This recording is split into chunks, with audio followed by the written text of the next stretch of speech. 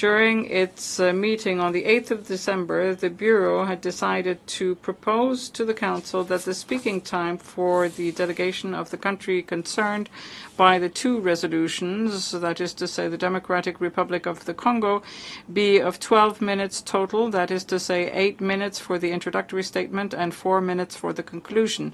Are there any members of the Council who wish to make comments on this proposal? I see none. It is so decided. Thank you.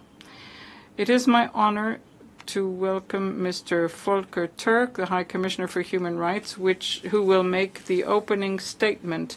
Allow me also to welcome our distinguished speakers, His Excellency Mr. Samuel Mbemba Kabuya Tanda, Minister of Human Rights of the Democratic Republic of the Congo, Ms. Bintou Keita, the Special Representative of the Secretary General and Chief of the United Nations Mission for the Stabilization in the Democratic Republic of the Congo, MONUSCO, Ms. Marie-Thérèse Keita Bokoum, the Chair of the Team of International Experts on the DRC, Mr. Besore René Bagoro, Member of the Team of International Experts on the DRC, and Mr. Dismas Kitenge Senga, President, Chair and co-founder of the Lotus Group. I would also like to extend a warm welcome to His Excellency Mr. Guillaume Gefa, Minister of Justice of the Democratic Republic of the Congo. The speakers list will be closed in 15 minutes, and it is now my honor to give the floor to the High Commissioner for Human Rights for his statement. You have the floor, sir. Monsieur le Président, Mr. President, Excellencies, distinguished participants, there are few places in the world which have been confronted with a crisis that is as serious and urgent as that currently faced by the Democratic Republic of the Congo. Monitoring and independent and impartial reports can contribute to precisely establishing the events taking place with a view to establishing truth, justice, and accountability. In the fog of war, propaganda, disinformation, and fear can at times distort and conceal facts. And this is why our fact-finding mission, mandated by this Council in February, is so crucial. The mission has established that all parties involved in the recent and shocking escalation of violence in the provinces of North and South Kivu have committed serious violations and abuses of international human rights law and serious violations of international humanitarian law. The mission noted that the M23, supported by the Rwanda Defense Forces, the RDF, and the armed forces of the DRC, as well as affiliated armed groups, have committed war crimes. The mission has also concluded that the M23 may have committed crimes against humanity. Rwanda and the DRC have responsibilities under international law for their support to known armed groups for having committed serious human rights abuses. Excellencies, M23, supported by the RDF, has committed widespread and systematic abuses and violations in North and South Kivu, aiming to intimidate and pressure the civilian population to build up its own ranks and impose order and security. M23 has summarily executed civilians, especially men, suspected of collaborating with the government forces. It has killed civilians, including children, without any clear reason. In July, members of the M23, as well as persons presumed to be soldiers of the RDF, as well as civilians armed with machetes, massacred hundreds of people, mainly members of the Hutu community, in 4 villages of the Rutshuru. This is one of the most deadly incidents recorded since the resurgence of the M23 in 2022. During raids, which have become almost daily. The M23 has systematically abducted and detained thousands of people. These operations targeted presumed members of the armed forces of the DRC as well as affiliated groups, but also their families or any person suspected of being connected to them, as well as members of civil society. My team has also confirmed that the M23 committed acts of torture and ill treatment, including sexual violence against detainees. Certain persons were beaten to death or died of their injuries of asphyxia, hunger, or dehydration. According to testimonies, some of the guards were Rwandan. Thousands of civilians, including children, were subsequently sent to so-called training camps where they were subjected to forced labor, to military servitude and other forms of torture and ill treatment. The fate of hundreds of men, women and children who were abducted remains unknown. My team has also documented that the armed forces of the DRC deliberately killed civilians following clashes with the armed groups called the Wazalendo. We noted that the Wazalendo managed at least 13 sites where detainees were subjected to torture and ill treatment.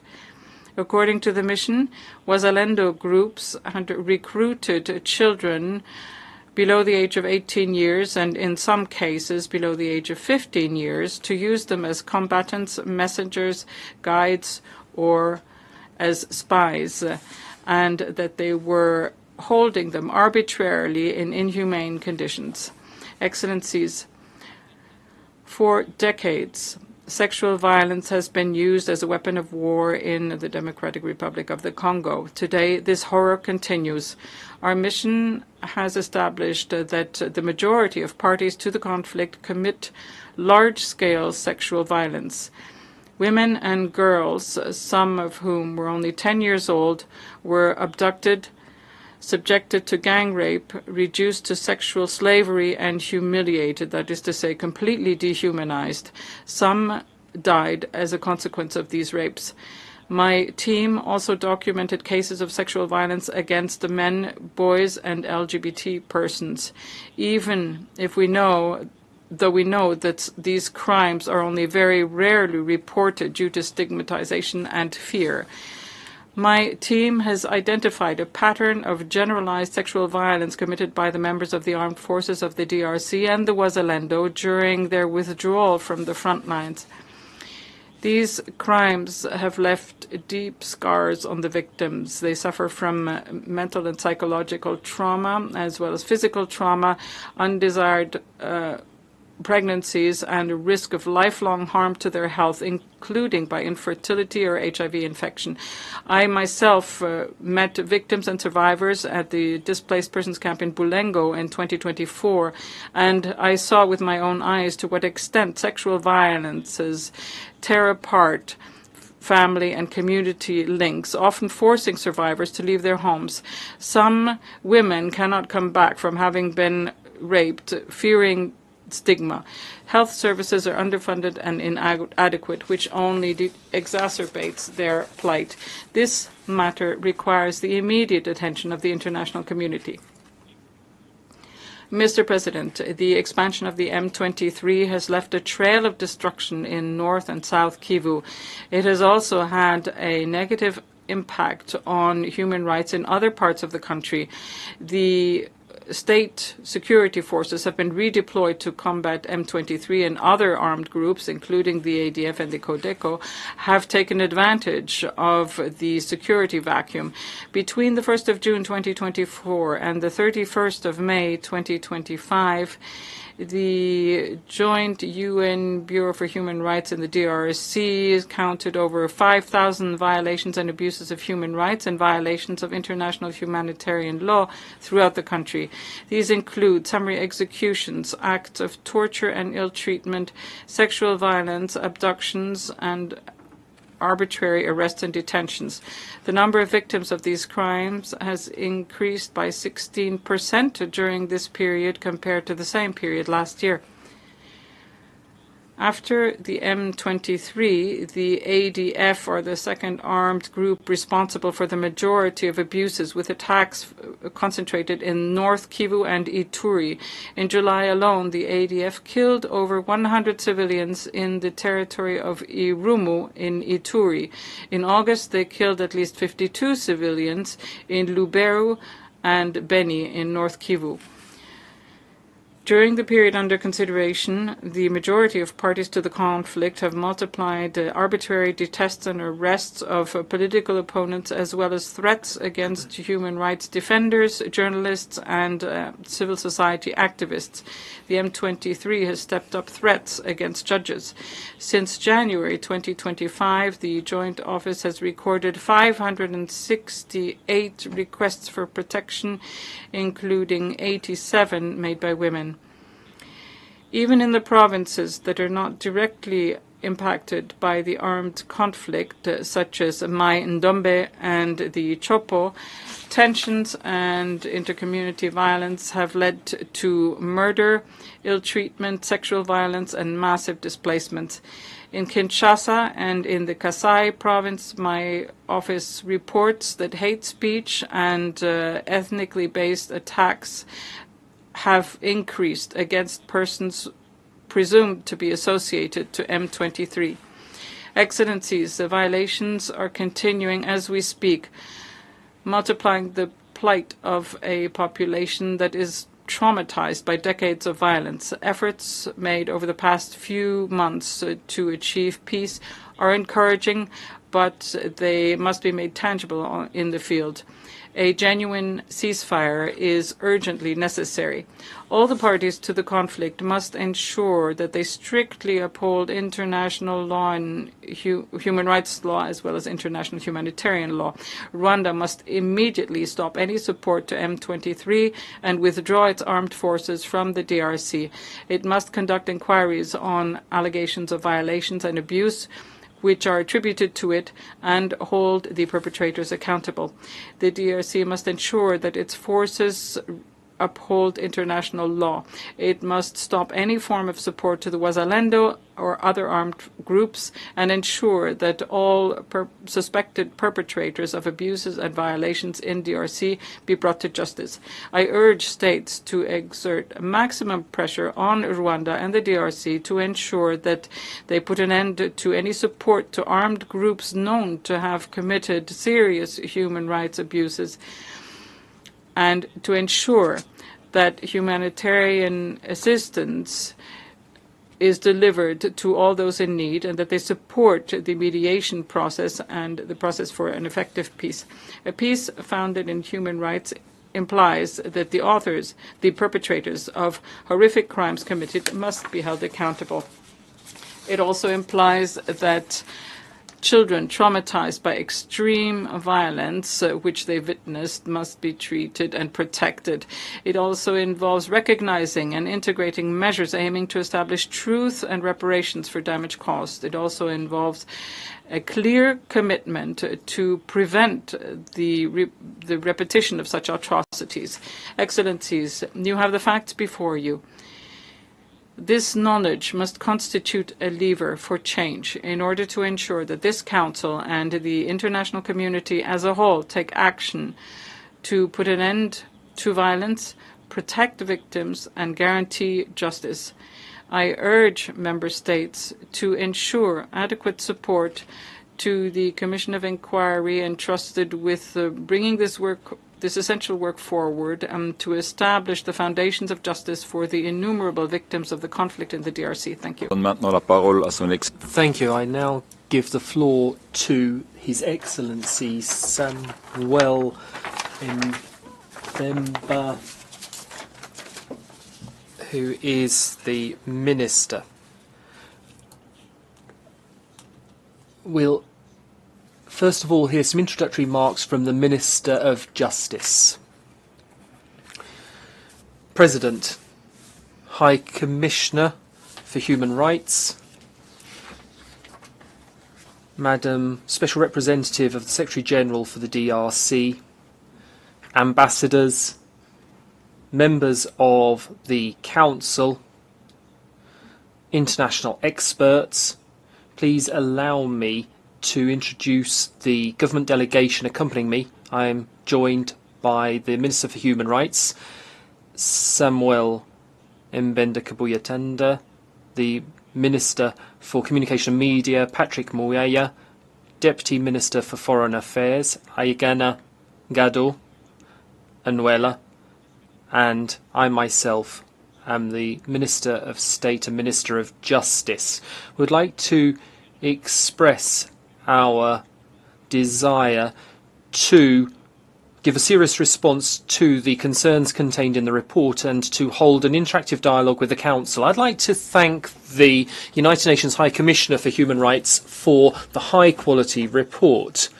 This confirms the fact that the conflict in the eastern part of our country is an international armed conflict with the confirmed presence of Rwandan troops. It's not an internal conflict. It is being fueled by external aggression led by Rwanda, and which is supporting M23 AFC. The extent of the serious violations of human rights and international humanitarian law will now be described by His Excellency, the Minister for Human Rights. I would like to greet you on behalf of the President of the Democratic Republic of Congo, His Excellency Felix Antoine Tshisekedi, and on behalf of the Congolese government and people. I too would like to congratulate the High Commissioner for his final report on the fact-finding mission, but I would like to point out that the High Commissioner could, on the basis of his own team's findings, have termed his findings as a genocide. Mass systematic crimes are being committed in the Democratic Republic of Congo by Rwanda and its proxies, the M23 and the AFC. There have been massacres of civilians, forced displacement, sexual violence, child conscription, and attacks on civilian infrastructure, in particular schools and hospitals. The most recent dates from July, when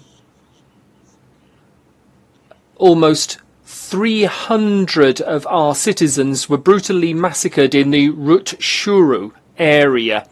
There has been a report confirming this by the United Nations, and Human Rights Watch was even more precise with an accurate documentation of the massacre of 140 Hutus. This sows the seeds of ethnic cleansing, which is at the heart of genocide in line with international law.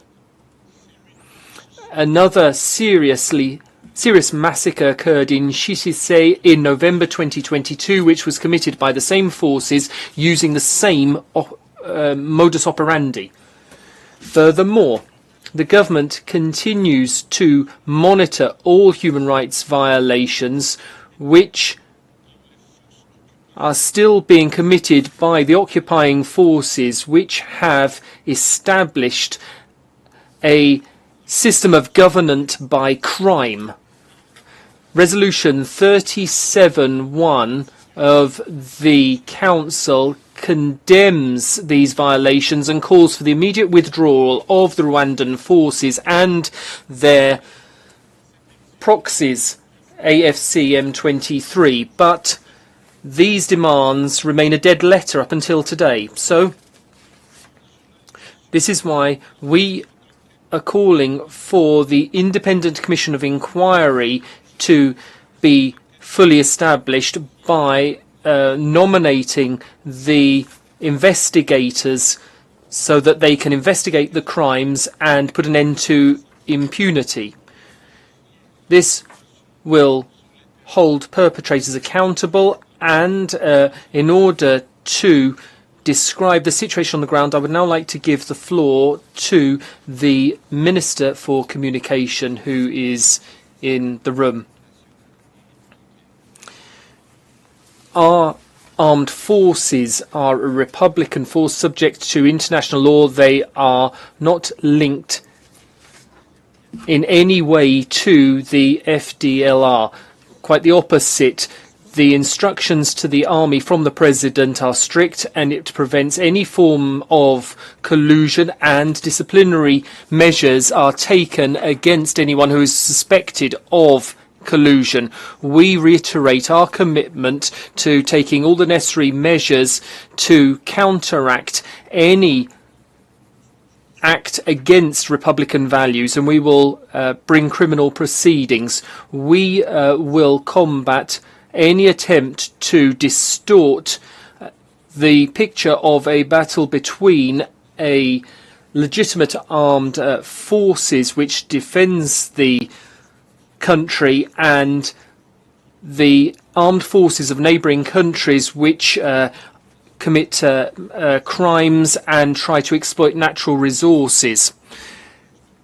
There are self-defence groups which protect civilians from massacres because they are being caused by the resurgence of the M23, which is undermining the Nairobi process led by President Kenyatta, which had started the demobilization of all forces. When it comes to hate speech, refugees, or the presidents of FDLR, all of these issues will not be overcome for as long as the Rwandan armed forces continue to support proxies in our country and continue to commit the crimes which have just been mentioned by the Minister for Human Rights. In this context, we have created the Armed Defence Reserve in order to provide a framework for these armed forces, and we vet them rigorously. We would like to express our gratitude to the international team of experts, but we want the focus to be placed on the effective implementation of the Independent Commission of Inquiry. This is the only way in which we will break the cycle of impunity and provide justice to victims. In the East of our country, there is a human tragedy which cannot be ignored, and so we call for urgent action for truth to be established and perpetrators to be held accountable and dignity be restored to victims. It's only through acts and not just by words that we can lay the foundations for lasting peace. Thank you. Merci. Je donne... Thank you. I now call on Ms. Bintu Keita for her presentation.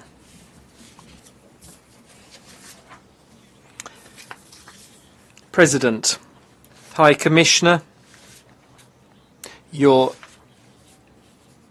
Excellency, Minister of Justice, Minister for Human Rights, Minister for Communication,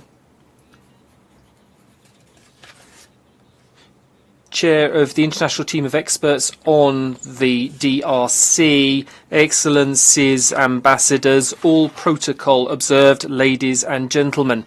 Please allow me to congratulate Mr. Samuel Mbemba, the new Minister for Human Rights of the DRC, and to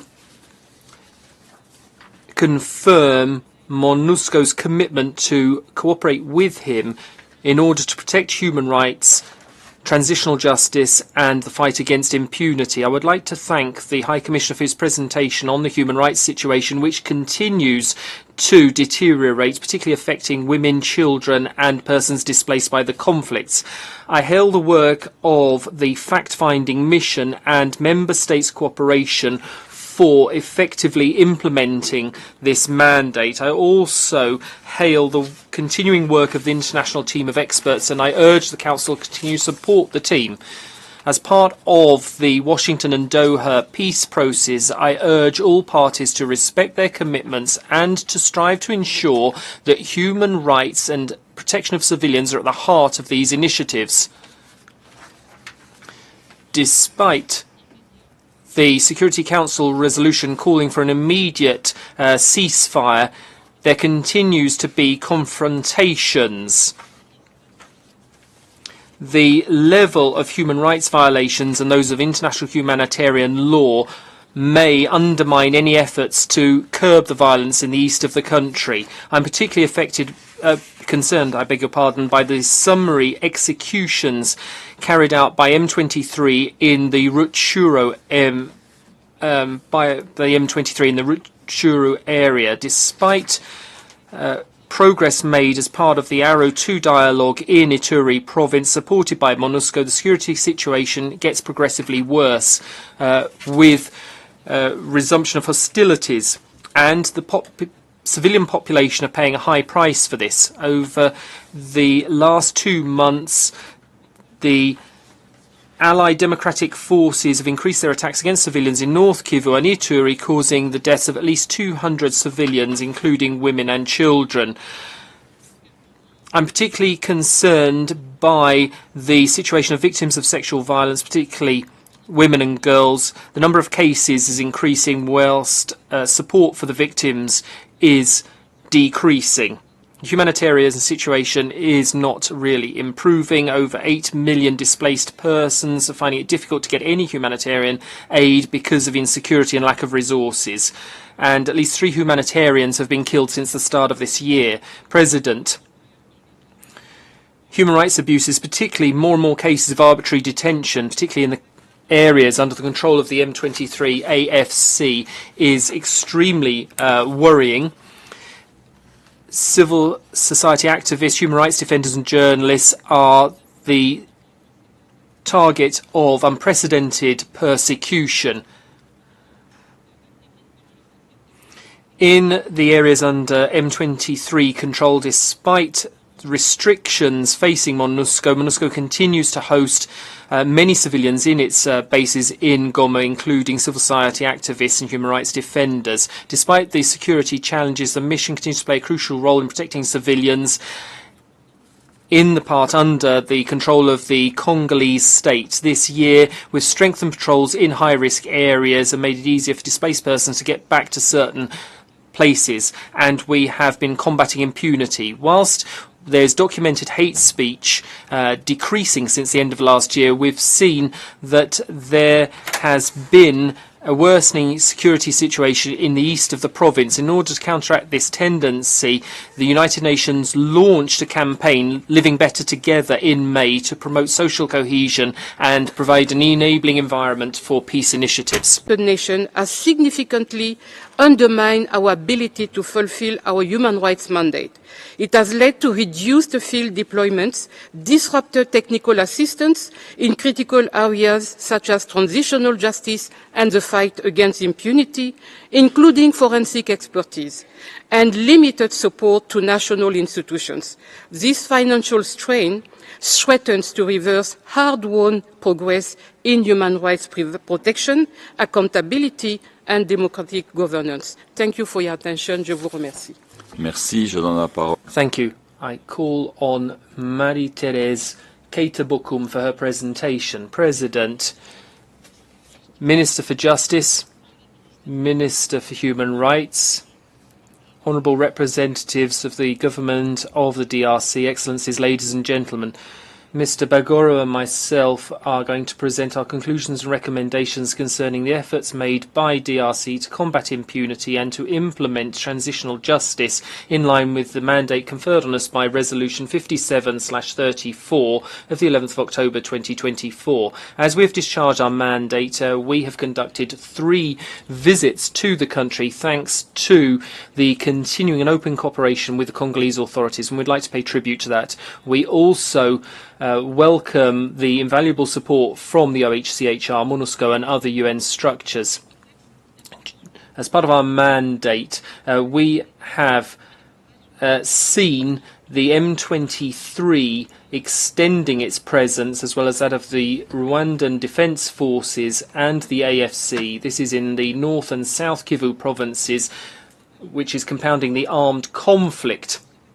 This worrying situation comes as MONUSCO starts to downsize and the financial situation of the UN Secretariat remains difficult, and this had an impact on our mandate. When it comes to combating impunity, efforts have been made despite the crisis in the east of the country. 2,500 judges have been recruited, and they're the second wave of the 5,000 to be recruited. This has been ongoing for the past 3 years. When it comes to the crisis in the East, we particularly deplore threats against those working in the justice sector, human rights defenders, victims and witnesses of serious crimes, journalists and traditional leaders. We're worried about the worsening humanitarian situation. We urge all parties of the conflict to respect human rights, international humanitarian law, and take all possible measures to protect civilians, particularly women and children. With this in mind, we urge the government to improve protection measures for judicial officials and other persons affected by the crisis, and we also call upon the UN Security Council to strengthen the mandate of MONUSCO so that it has better capacity to support the government in its efforts to bring security to the country. We remain concerned about the lack of progress in judicial proceedings, particularly the emblematic courses in the crisis linked to the Camorina militia in central Kasai. We're worried that feet dragging in the justice sector, along with the challenges faced by the Provincial Commission for Truth, Justice and Reconciliation, will have an impact on reconciliation and lasting peace. We welcome the progress achieved when it comes to forensic medical expertise with the delivery of a complete programme for higher education studies in this area and a residence programme for forensic doctors. And we call upon the authorities to establish the forensic medical course in Congolese universities. When it comes to traditional justice, some progress has been made at provincial and national levels, including regional initiatives. When it comes to the provinces, setting up the Truth, Justice and Reconciliation Provincial Committee in Central Kasai is continuing as we move towards hearings, and we encourage the government to support them with the necessary staff and funds. At national level, certain important legal documents concerning transitional justice have been finalised, notably the national policy and certain bills on the organisation of courts. We encourage the government and the parliament to work to finalise these different texts so that transitional justice can get up and running.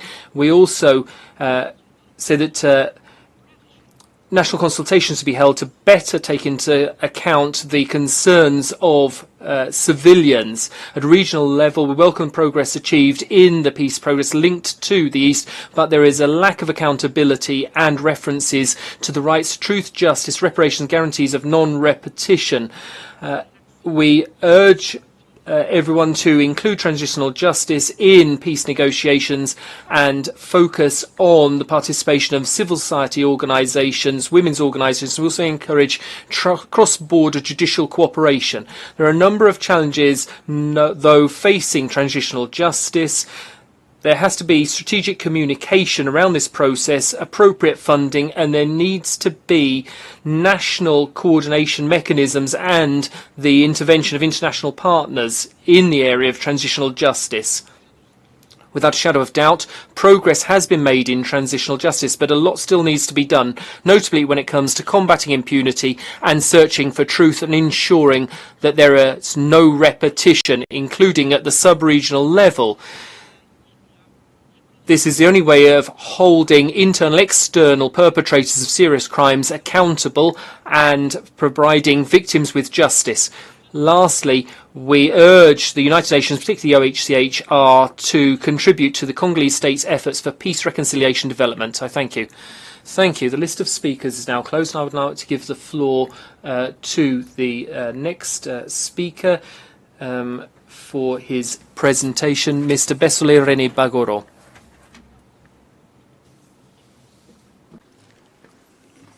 Alors, je donne la parole à monsieur. I call on Dismas Senga, President of the Human Rights Council, United Nations High Commissioner for Human Rights, Madam Special Representative, the Secretary General for the DRC, Minister for Human Rights, honourable members of the Council, ladies and gentlemen, I would like to thank the Human Rights Council for giving me this opportunity to address you as a human rights defender coming from one of the provinces which has been affected by atrocities in the past. This is the town of Kisangani, but I'm also a witness and a frontline actor in the area of human rights and have been so for over 30 years. The DRC is going through one of the most serious moments in its history following the aggression by Rwanda and the protracted and complex armed conflict in the eastern part of the country and the serious human rights abuses and violence perpetrated against civilians. Whilst there are glimmers of hope with the Washington Peace Agreement and the negotiations in Doha, civilians continue to face all forms of violence, whilst we notice that hostilities could resume at any moment. Following the fall of Goma and Bukavu into the hands of the rebels, the security, humanitarian, human rights situation has grown worse. There is targeted violence against young people, particularly forced conscription against young girls and women. This is because they face all forms of sexual violence, and targets also include humanitarians, politicians, state officials, human rights defenders, journalists, workers for international organisations and specific communities who are threatened, attacked and sometimes killed. Attacks against civilian buildings and murders against non-combatants are numerous, and all these violence against civilians could be likened to international crimes, war crimes.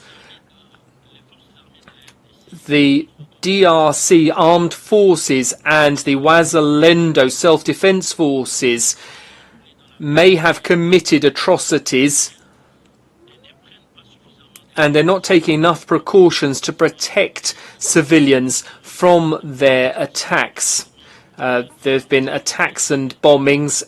There have been internal fighting, which means that they haven't clearly distinguished between combatants and non-combatants. They haven't refrained from committing different forms of sexual violence, torture, cruel, inhuman, degrading treatment. They don't respect prisoners of war. They do not provide for fair trials to soldiers who are charged in war councils, and they do not allow any sort of dissent, despite legal progress in the area of human rights. We see that the civil society intelligence officers, police forces and Congolese justice systems continue to abuse.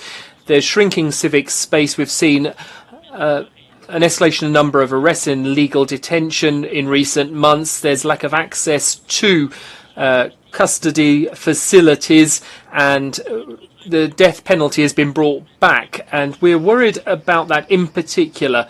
Combating impunity and serious human rights violations should be the priority of all international bodies, particularly the UN Human Rights Council. The hopes of victims and witnesses of the atrocities have been reignited by the establishment of a special fund and an interinstitutional commission for providing support to victims. These initiatives should be supported, as they should also accompany the establishment of all the pillars of transitional justice and legal reform in order to ensure true rule of law in the DRC. The various peace agreements should also take justice into consideration, because the voices and rights of victims must be heard and respected. There's no peace without justice, and without justice you won't have lasting peace. Congolese civil society supports the conclusions of the fact-finding mission's report, and we believe it's absolutely vital and useful to extend this initiative to other provinces affected by the conflict, including Ituri and Chopo. we shouldn't abandon human rights in the DRC. Quite the opposite. We must strengthen this, and this was why I must provide effective and lasting support to the OHCHR through the country office and the Congolese government. We must combat impunity, document violations of international crimes, and call upon the state to step up their efforts to support the authorization of the Commission of Inquiry, which is supported by Congolese civil society. I would like to inform everybody that thanks to the availability of the interpreters and technical team, we will be able to extend our meeting up until 1:10, so we can start with the first statements.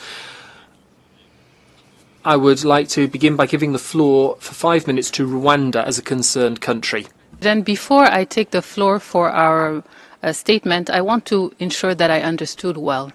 Did the Minister of Human Rights from the DRC government accuse my delegation and my country of being genocidal in their territory?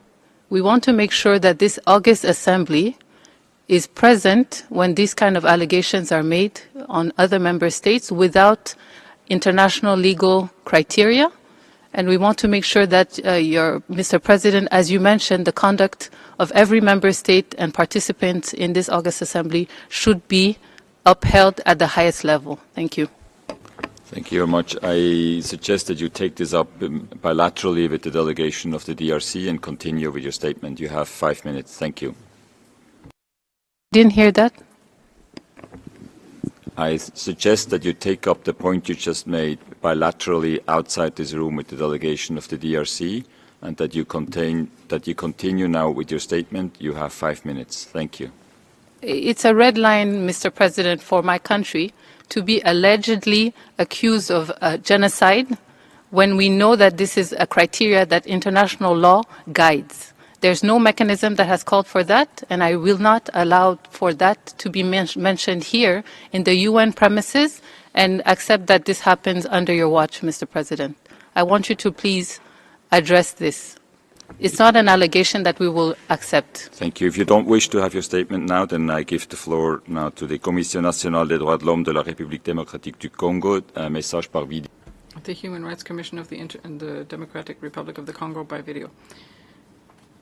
Mr. President, ladies and gentlemen, members of the Council, through this channel, as the chairman of the National Human Rights Commission of the Democratic Republic of the Congo, I come to you with an urgent call to your collective conscience and genuine solidarity. In the east of the Democratic Republic of the Congo, and particularly in the provinces of North Kivu, South Kivu, and Ituri, millions of our citizens experience daily terror. Villages are burnt, women are raped, children are recruited forcibly, and civilians are massacred. Fundamental rights are blatantly violated, and this repeatedly and in a planned fashion. These atrocities are carried out by armed groups supported by foreign forces, in particular the AFC/M23, whose connections with Rwanda are robustly documented.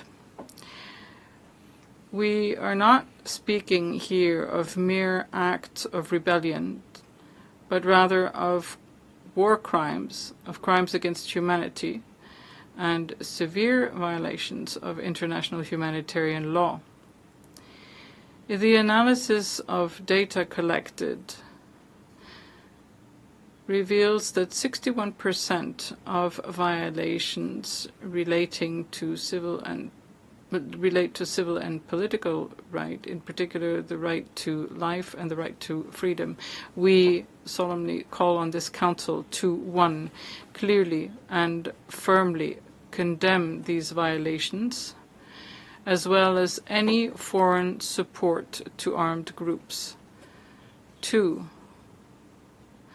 that it make the inquiry inquiry missions on human rights for transitional justice, for reparations for victims, and prosecutions against the perpetrators of various crimes perpetrated in the Democratic Republic of the Congo. And fourth, that it ensure the effective implementation of Security Council Resolution 2773 and the peace agreement in force, those of Washington and of Doha. The National Human Rights Commission works incessantly to document these violations and provide support to victims. Merci. J'invite maintenant. Thank you. I now invite interested delegations to ask questions and make comments on statements. I would recall that the speaking time is limited to 1 minute and 30 seconds for each statement, and I give the floor to the distinguished representative of Sweden on behalf of a group of countries. Thank you, Mr. President, and thank you to the High Commissioner, the team of international experts, and the fact-finding mission for your reports. I have the honor to make this statement on behalf of the Nordic-Baltic countries. We welcome the recent signing of the peace agreement between the DRC and Rwanda in Washington, the ongoing Doha process, and the African Mediation Initiative. We call on all parties to stand by their commitments, respect the ceasefire, and put an end to violations of international humanitarian law and human rights law, including conflict-related sexual and gender-based violence. The deteriorating humanitarian and security situation is a major concern. We condemn the continued attacks on civilians by the M23 and other armed groups in eastern DRC. Accountability and the rule of law must prevail. The report of the fact-finding mission is crucial in this respect and receives our full support, and the swift operationalization of the COI is essential. We're also closely following the developments in the appeal trial of the murders of UN experts Zaida Catalan and Michael Sharp in Kasai Central in 2017, including the investigation into the disappearance of their 4 Congolese companions. The legal process remains vital and has our full support. Finally, High Commissioner, what can we collectively do now to strengthen accountability and transition? Thank you. I give the floor to the distinguished representative of the European Union. Mr. President, High Commissioner, the EU thanks the fact-finding mission and the team of international experts for their reports. We also commend the technical assistance provided, particularly in the field of forensic medicine, which plays a vital role in supporting accountability efforts and combating impunity. The EU is deeply alarmed by the dramatic escalation of violence in the Eastern Democratic Republic of the Congo and by the FFM's report documenting a pattern of widespread human violations and abuses by all parties, including acts which may constitute war crimes and crimes against humanity. The EU is appalled by the targeted attacks against civilians by all parties. The continuing deterioration of the human rights and humanitarian situation in Eastern Democratic Republic of the Congo warrants the prompt operationalization of the Commission of Inquiry for the DRC. We therefore call on all members to ensure that the OHCHR is adequately funded to carry out the mandates entrusted to it by this Council. High Commissioner, to what extent can OHCHR continue to receive and store relevant information of serious violations and abuses of human rights and international humanitarian law until the Commission of Inquiry is operational? Thank you. Merci. J'entends. Thank you. I hear that the delegation of Rwanda is prepared to make its statement. You have the floor. Mr. President, Rwanda rejects claims that it directs or controls M23. Or any other armed group. Under international law, attribution requires concrete, reviewable proof. The report itself cites access constraint and heavy reliance on remote, open source material with no access of data. Such grave allegation must be backed by verifiable evidence. A simple word count of the FFM report reveals an interesting picture. M23 appears 110 times in the report. Rwanda/RDF appears 65 times. FRDC, 42. Wazalendo, 43. FDLR, only 15. And generic armed groups, 23 times. This imbalance shapes a pre-cooked narrative and skews the reality on the ground. It overlooks roughly 260 armed groups that operate actively in the eastern DRC, in addition of armed foreign involvement alongside FRDC, including private military contractors, mercenaries, and bilateral military forces. This fits a pattern of politicized reporting that vilifies Rwanda without evidence. Rwanda is a UN member state that contributes to peace and stability. We will not accept being continuously subjected to baseless accusation. Rigorous evidence is non-negotiable, and any breach of that standard will be challenged every single time. Rwanda also rejects any involvement in the event reported in Rutshuru in July 2025. Even the report acknowledges shortcomings in verification.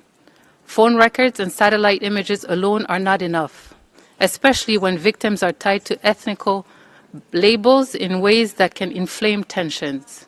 Meanwhile, the reports minimize the verified hate speech and identity-based attacks against the Congolese Tutsi communities that continue, particularly around Minembwe in South Kivu. The pattern is clear and urgent. We ask the Council to treat this as an early warning priority and act now. Mr. President, context matters. The DRC has repeatedly committed to neutralizing the FDLR. Through the Washington Peace Agreement, the African Union, Nairobi and Luanda process, relevant Security Council tracks, and the MONUSCO mandates. Instead, the DRC-backed FDLR have been equipped, enabled, and give space to recruit, spread genocidal ideology in the eastern DRC. And this brings me to MONUSCO. 25 years have passed. Billions have been spent. Civilians are still not protected, with the DRC-backed FDLR being provided more arms and actively recruiting. The UN's costliest mission cannot be measured by reports. Renewing mandates without review to apply effective change clearly repeats failure. Mr. President, I conclude with 3 points. We urge the Council to pause new mandates and launch a UN-aligned review to streamline overlapping mechanisms under Item 2 and 10 and redirect resources to what would be the most effective for civilians. 2, adopt and publish one evidentiary standard for all. Give concerned states timely prior notice of reports so that they can engage before any public condemnation. Condemnation without engagement is counterproductive. 3, we reject all recommendations addressed to Rwanda. It is very concerning that a point of order was ignored by the President of the Council when my delegation called for clarification of a grave allegation that was not made with any evidence. Accountability must be based on objective verified results instead of selective reporting that prejudges member states like mine, Rwanda. I thank you. Thank you. I'd like to remind the delegation of Rwanda that points of order are on formal questions, not on substantive issues. Thank you very much. Ceci nous amène à la fin de cette séance. This brings us to the end of this meeting, and we will resume it this afternoon at 3 to continue the enhanced interactive dialogue on the Democratic Republic of the Congo and under Agenda Item 2. I declare closed the 60th meeting of the Human Rights Council. Thank you and have a good lunch.